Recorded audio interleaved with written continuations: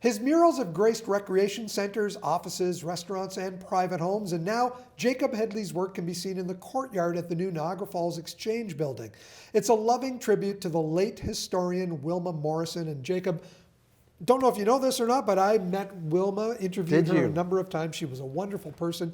You captured her in this painting. Wow. Digital painting, I might add.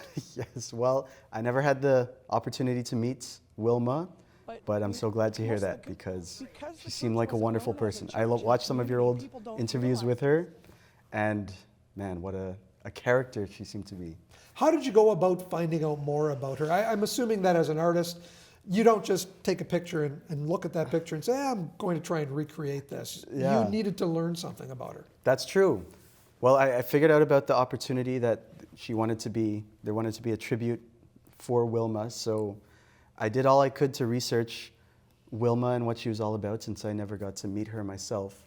And thankfully, since she was such a pillar of the community, I guess you could say, there really was a few instances where she had been featured even by yourself in the past with little featurettes, media, and interviews where she would kind of express herself, what she was all about, and the things she'd been doing for the community. So I watched all I could to try to absorb as much as possible so that I could capture an essence, I guess you could say, of what I saw, and hopefully it came out okay. Besides Wilma in this portrait, there are a lot of images that are representative of Black history through the years. Can you go through some of that? Yes, well, in learning about Wilma, as I just mentioned, it turns out that, the preservation of Black history seemed to be very important to her, and she made that a big part of her mission to highlight. So the kind of secondary part of the mural, other than the portrait of Wilma, is kind of depicting a brief snapshot of some of the North American Black history. So going from all the way back where, the oppression, the not so great times, to the progress throughout the years and the many things that, of course, Blacks have contributed to in society.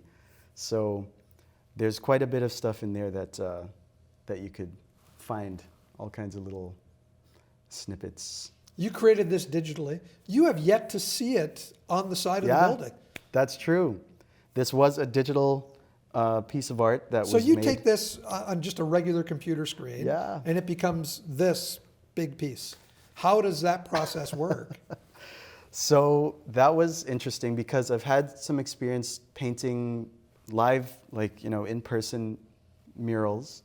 But this was it was nice in a way that I was able to, in the comfort of my own home, just really take my time and hone this piece and just make sure it was at a resolution that was able to be blown up, and then sent it in, and at that point it was out of my hands, and some people who knew what they were doing were able to blow it up and stick it on this wall, which I'm excited to see. Is this on different panels, a series of different panels, or is it one big piece on that wall? I think it ended up being on different panels. There's a few different strips. That's why you see the little thin lines kind of going through it.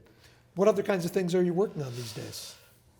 I have been, as I kind of mentioned, doing quite a bit of mural work.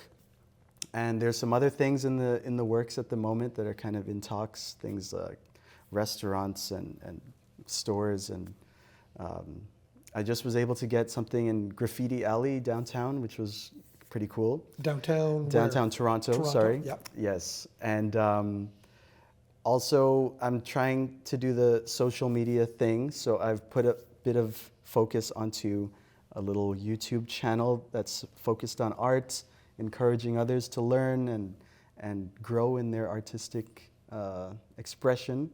So that's something that I'm trying to focus on at the moment. Might be the next Bob Ross. I would love to. Even a fraction of Bob Ross's awesomeness. You've done some storyboard work. You do a lot of illustrations. What would you say your style is usually like? I have always loved drawing. I've always loved illustrating. I come from a very artistic family. Your dad was a sculptor. Yes, very good. You've done your homework. Yes, and he was always a big influence on me, and the family at large always, encouraged pursuing those interests. So my thing has always been drawing, and to be more specific, drawing characters, people, portraits. So that has been the style, I guess, that I've kind of leaned into. But I'm always trying to be as well-rounded as I can to, fit in wherever I can be used to beautify this world. Can you shed some light on what it means to be a digital artist? Your canvas is the computer screen. Interesting. Never thought about it as a digital artist specifically, but I guess my kind of mission is to just, like, especially with these murals and things like this, there's so much space around us, so many blank walls, so many things that could be enhanced, I would say. It doesn't always have to be a very fancy thing, but I think just adding some more visual interest and beautifying the spaces around us has always been something I'd love to contribute to. And digital art makes it very easy to just whip up something and send it out there to wherever it needs to go. So I like digital because, you don't have to be taking out paints and brushes and all your oils and watercolors and canvases or whatever. So it's a very easy, optimized way of just getting your thoughts down quickly, and I love it. Well, Jacob, you did a fantastic job on this mural. Thank you for doing it. We'll see you at the opening, February 17th at the NF Exchange. Thank you so much. Thank you for having me, and I can't wait to see it. I hope everybody loves it.